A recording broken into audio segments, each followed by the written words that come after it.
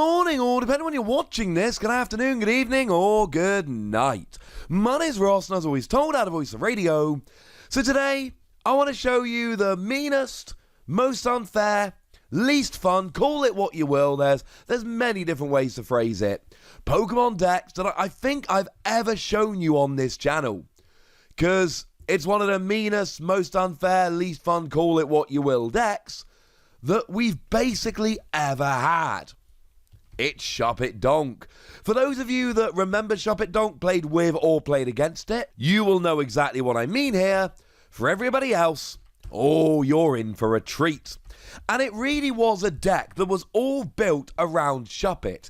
It was a proper job, full-on Shuppet deck. Now, Shuppet did actually have a zero energy attack, Hypnotic Gaze, that just put your opponent to sleep. But that's not why we're playing Shuppet. We're playing Shuppet for Fade Out. For 1 Psychic Energy, you do 30 damage, and you return Shuppet and all cards attached to it to your hand. Although you must have at least 1 bench Pokemon, otherwise this does nothing. Because if you have no bench Pokemon, it would lose you the game. So even if it did work, you wouldn't want it to work. So on the face of it, Shuppet looks fine. But Shuppet doesn't look particularly impressive. 30 damage really isn't all that much. But you see, ladies and gentlemen, there were multiple things that we had around at the time. There were multiple rules, if you will, that actually made this pretty gosh darn good.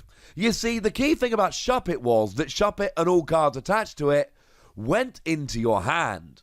So you got them right back. And one of the biggest things at the time was that plus power worked very differently then to how plus power works now. You see, plus power used to attach to a Pokemon. Nowadays, cards like plus power, you just play it, they go into the discard, you're fine. But back then, plus power would attach to a Pokemon. So your goal would be to play 4 plus power. You would attach all of them to this Pokemon. And then when this bumped into your hand, you would get all 4 plus power back, ready to use them again next turn. So you weren't really doing 30 damage with Shuppet, you were doing 70, because the theory was that every single turn, you would be doing an extra 40 damage purely with plus power.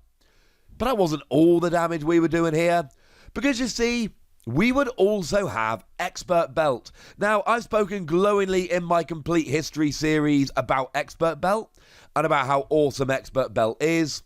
And you see, the thing about Expert Belt is you attach it to one of your Pokemon, and it gives you an extra 20 HP, which is irrelevant because you're not really going to be attacked. And it means you give up an extra prize when KO'd, but again, that's irrelevant because you're not really going to be attacked, because you're going to be going straight back to your hand. But it also lets you do an extra 20 damage on all of your attacks. And that's what's relevant here. So now, all of a sudden, that Shuppet isn't doing 30. With 4 plus power, it's doing 70. With Expert Belt, it's doing 90. And all of a sudden, you can see how this is starting to build up. But wait, there's more.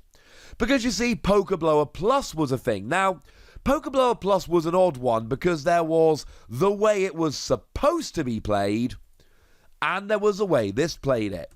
Now, this was one of those cards, we've had a few since, but it really was in this one set where we got several of them at once. And Stormfront, for anyone that's wondering. And Pokeblower Plus, if you played 2 at the same time, was a gusting effect. It was guaranteed item gusting as long as you played 2 of them at the same time. But they wanted to give you a little consolation prize, so if you played 1 Pokeblower Plus, you could flip a coin, and if heads, you put 1 damage on one of your opponent's Pokemon. That was very much supposed to be the consolation prize, but in a deck like this, oh, it worked beautifully, ladies and gentlemen. Absolutely beautifully. But wait, there's more. Because you see, at the time, we had Crobat G as well. Crobat G was a Pokemon that when you played it from your hand to your bench, you got to drop 1 damage counter on one of your opponent's Pokemon. So that worked quite nicely here. So now we're doing even more damage. But of course, we're not just playing 1 Crobat. That would be rubbish. We're also playing Poketurn. And Poketurn lets you pick up a Pokemon SP and put it into your hand. And of course, the Pokemon SP you would choose here would be Crobat, because you actually weren't playing any others, so it was kind of irrelevant. But even if you were, this is, in fact, actually, no, I'm lying to you, there is one more, we'll get there in a moment, and it's the best one. In my eyes, not in everybody else's. So you had that to reuse it, which was quite nice. But we also had Super Scoop Up.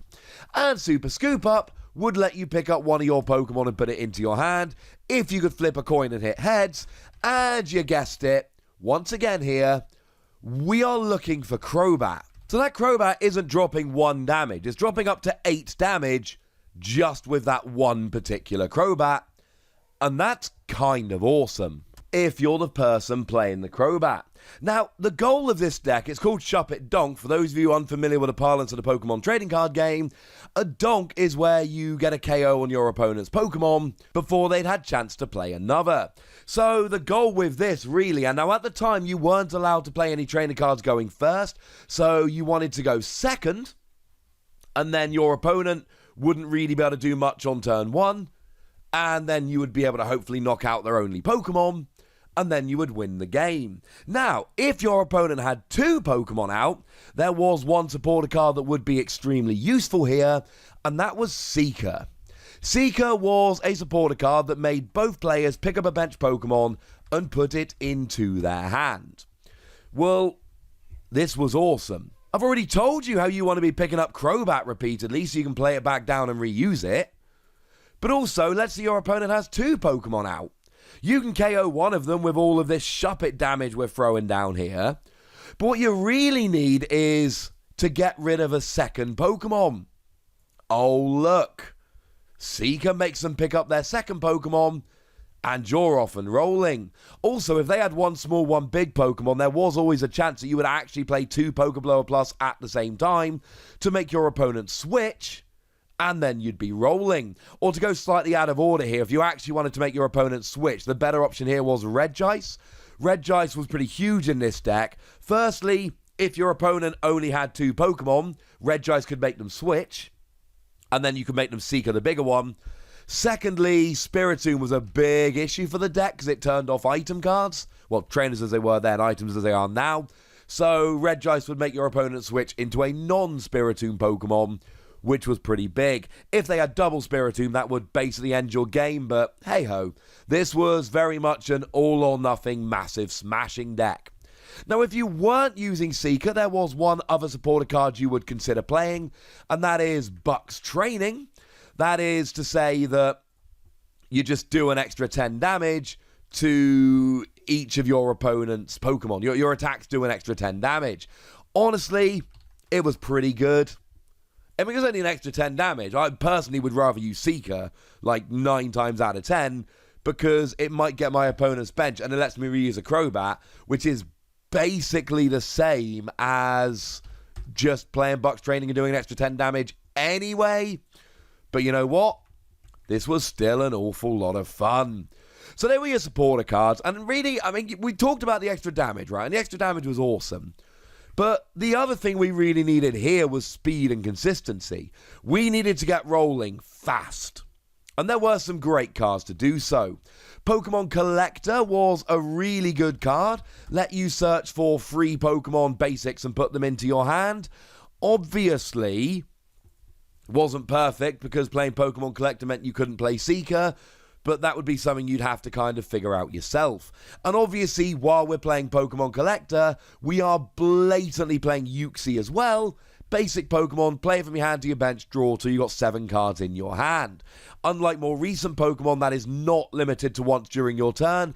And again, stuff like Super Scoop Up would be used here to reuse Uxie and just draw as many cards as you possibly can. But we also had another one of those really good double cards I mentioned earlier, and that is Pokédraw Plus. Pokédraw Plus, if you played one of them, you drew a card, it was fine. Wasn't amazing, it was fine. But if you played 2 of them at the same time, you got to search your deck for any 2 cards and put them into your hand, which was absolutely flat out amazing. And in a deck like this where you really needed that extra consistency, that was awesome.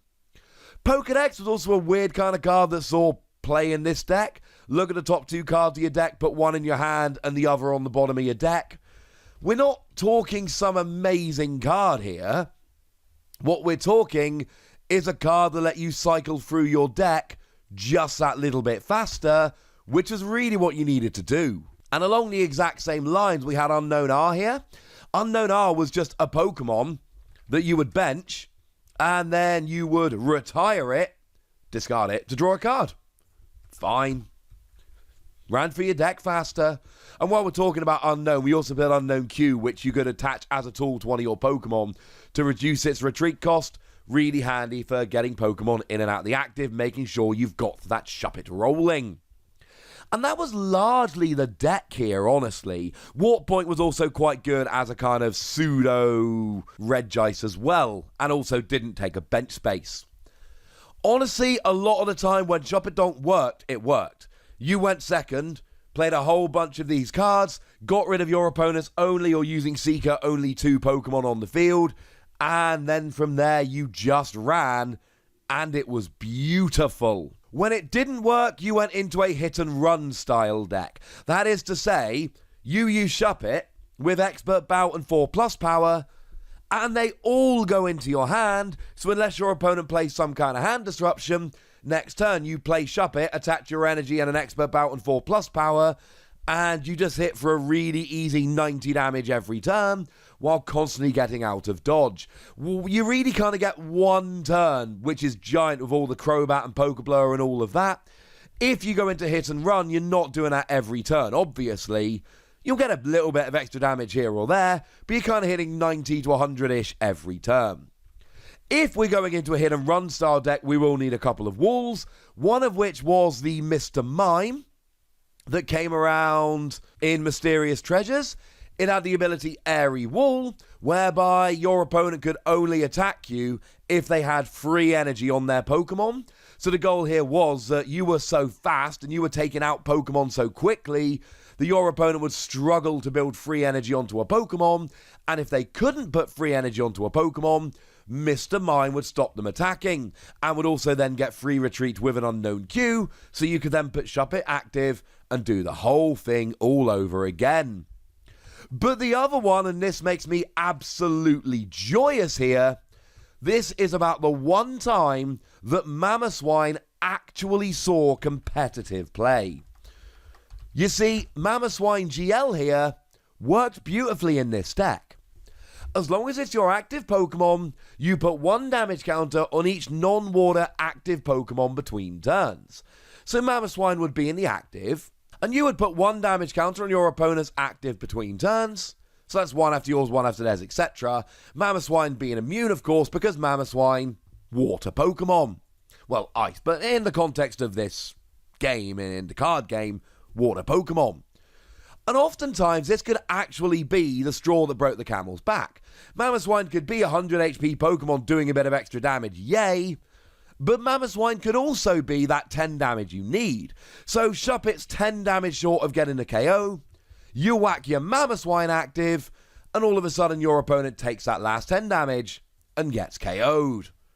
It is not often I get to actually look at a serious deck profile and end it talking about Mamoswine, so we have got to take every opportunity we've got. So there we go, ladies and gentlemen, a deck that I've not had a chance to tell you about before. I have told you about it now.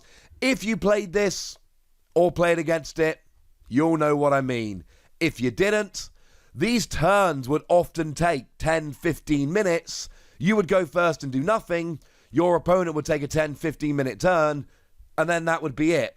The entire game would be over, and you will have spent the majority of the time watching your opponent play solitaire. Fun? Well, I suppose it depends if you're the Shuppet player or the other player.